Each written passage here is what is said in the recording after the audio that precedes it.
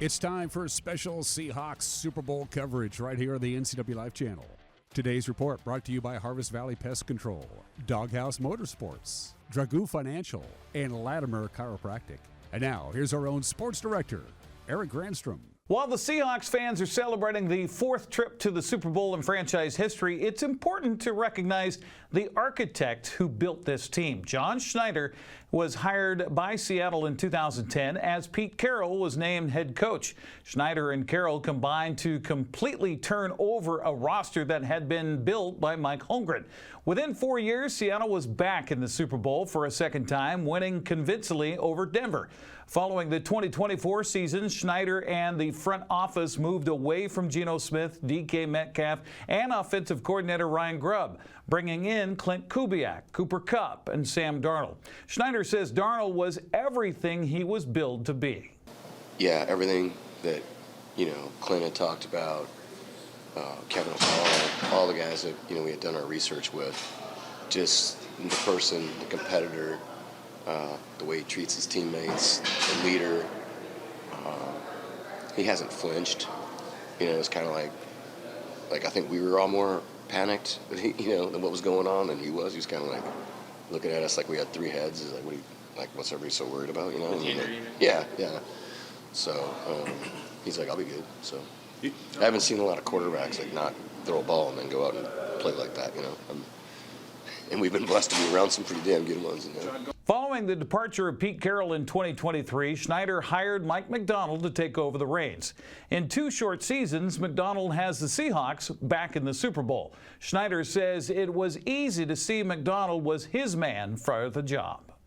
With Mike, it was, like the clarity of and I'm sure you guys know this speaking with him, it's like this really clear, thoughtful, intense, intelligent messaging.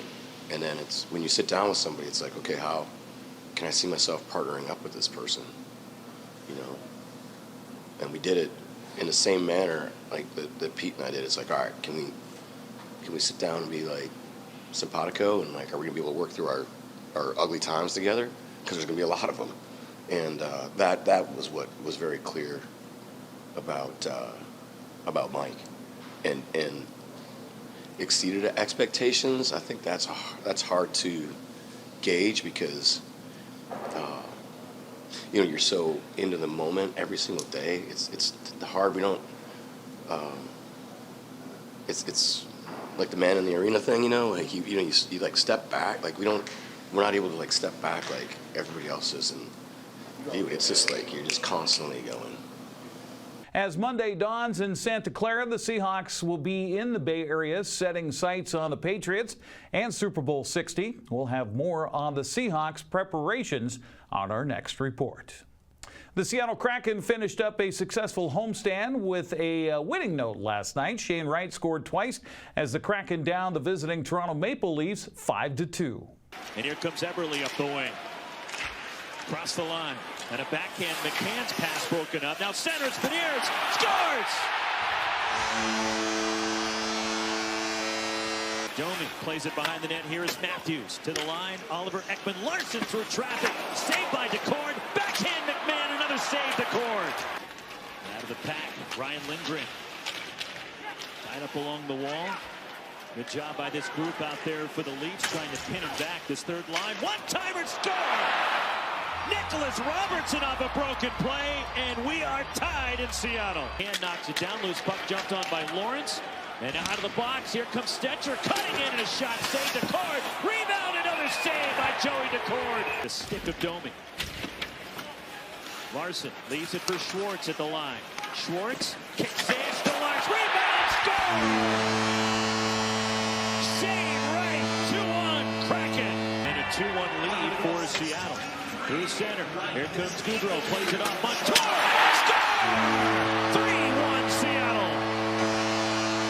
Saved by DeCord. Here is Riley. Bodies in front. Matthews a drive. That block pops up in the air. Held in by Toronto, and Tolvanen right now is on one leg. He is hobbling around. Shot, score for the point. Grind it out here, leading to the Olympic break, knowing you're getting a break for the most part, most players. and find a way to get a good stretch of wins here. Turnover, Shane Wright, score! Second of the night for Shane Wright. Matthews off on the half wall. Matthews trying to backhand it in deep, stolen toward the empty net. McCann throws it in, score! 5-2 Seattle. Seattle will head for Vegas tomorrow to begin the first of 3 road games before the NHL takes a break for the Winter Olympics. Well, Northwest men's college basketball teams came up a little bit short last night. Eastern Washington fell to Northern Arizona 92-86, while Washington dropped a 75-66 decision to Illinois. Eastern travels to Northern Arizona tomorrow at 1 o'clock. Washington State hosts Portland at 3. Washington visits Northwestern. That'll be at 5 on the Big Ten Network. 6th-ranked Gonzaga hosts St. Mary's. That'll be tomorrow night, 6:30 on ESPN.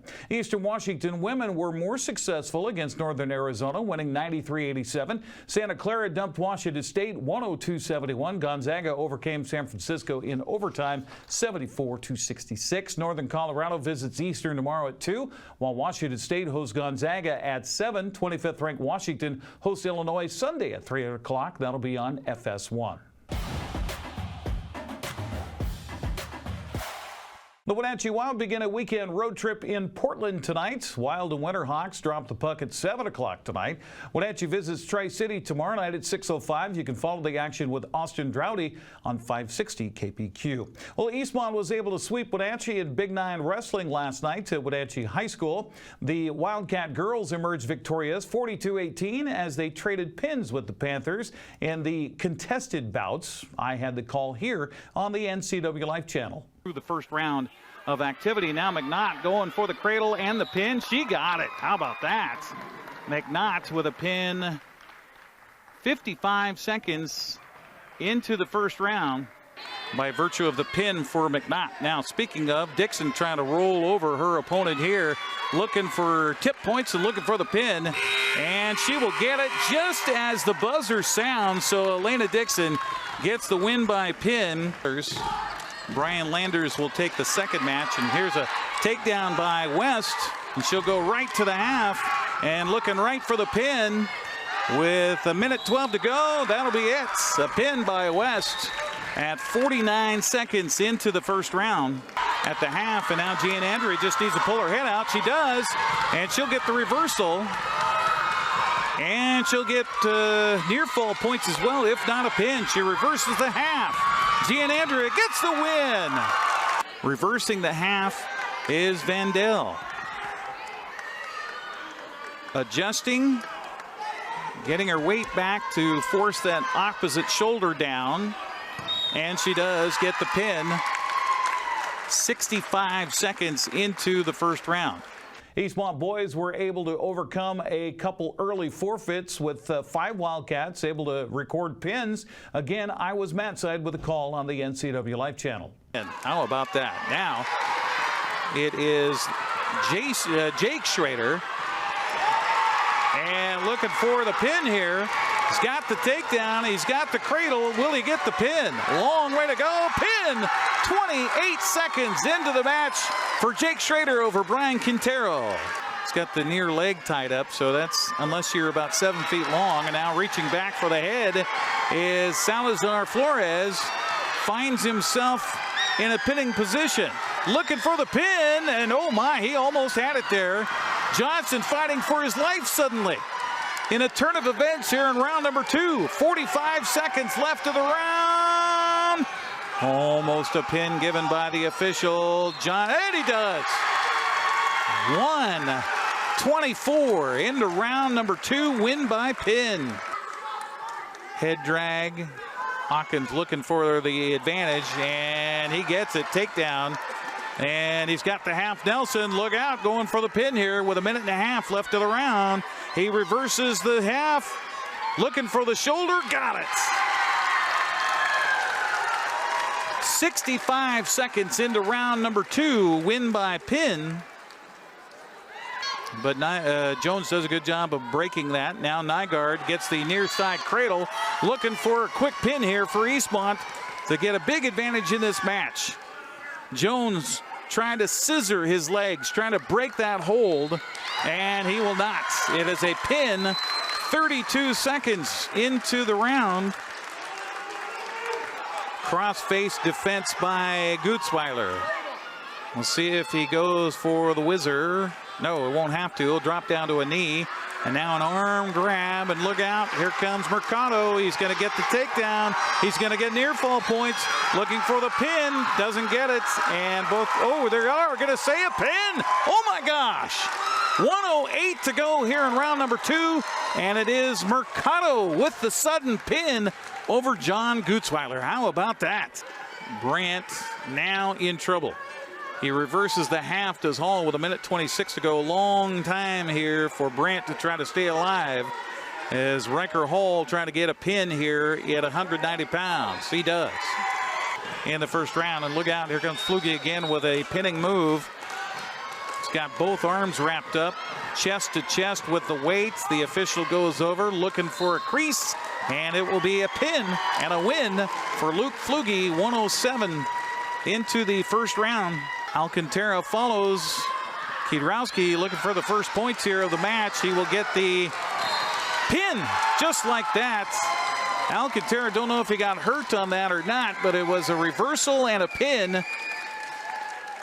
39 seconds into the second round. In other action last night, Okanagan beat Kashmir. The Quincy boys and girls posted wins over Prosser. Ephrata boys and girls were winners over East Valley. And a double duel at Omak, the Pioneers edged Cascade 36-24, but then fell to Chelan 63-18. There were some prep basketball games played across the region last night, kind of a warm-up for the weekend. On the girls' side, Royal downed Kashmir 49-31. Brewster topped Omak 60-47. Etienne eased by Easton 62-40. Moses Lake Christian was a winner, more than doubled up Wilson Creek, in fact. And Waterville Mansfield raced by Republic 63-34. Shockers are hosting Yakima Tribal today. Eastmont is home against Davis. Moses Lake plays at West Valley. Ephrata visits Ellensburg, while Quincy plays at East Valley. Bridgeport hosts Chelan at 6, while Cascades at Tenasket. Lake Roosevelt hosts Liberty Bell. Manson visits Okanagan. Soap Lake welcomes Etienne, and Wilson Creek plays at Oroville. Girls Big 9 basketball will be the first of 2 offerings tonight here on the NCWLIFE channel. Grant Olson will be courtside as the Eastmont Wildcats host the Davis Pirates. Tip time on our Facebook feed for the first game at 5:30. Boys will follow on the stream and the TV at 7 o'clock. On the boys' side last night, Royal edged Kashmir 69-66. Brewster beat Omak 63-33. Thornton stopped Patera 60-43, and Moses Lake Christian crushed Wilson Creek 66-40 for the boys tonight. Moses Lake Christian hosts Inchelium at 6. Eastmont at Davis tip it up at 7 o'clock, while Moses Lake visits West Valley. Ellensburg hosts Ephrata, and Quincy travels to East Valley. 7:30 games have Liberty Bell at Lake Roosevelt. Bridgeport hosts Chelan. Cascade travels to Tenasket. Okanagan hosts Manson. Wilson Creek visits Oroville, and Etienne is on the road at Soap Lake. The much less crowded schedule tomorrow finds Wapato at Kashmir at 3:45. Waterville Mansfield hosts Oroville at 4. Ike visits Moses Lake at 4:30, while Wenatchee's on the road at Sunnyside. For the boys' schedule, very much the same, just later start times. Wapato visiting Kashmir, Waterville Mansfield hosting Oroville, Moses Lake welcomes Eisenhower, and Wenatchee's on the road at Sunnyside. That's Check of Sports News. I'm Eric Granstrom. Have a great weekend.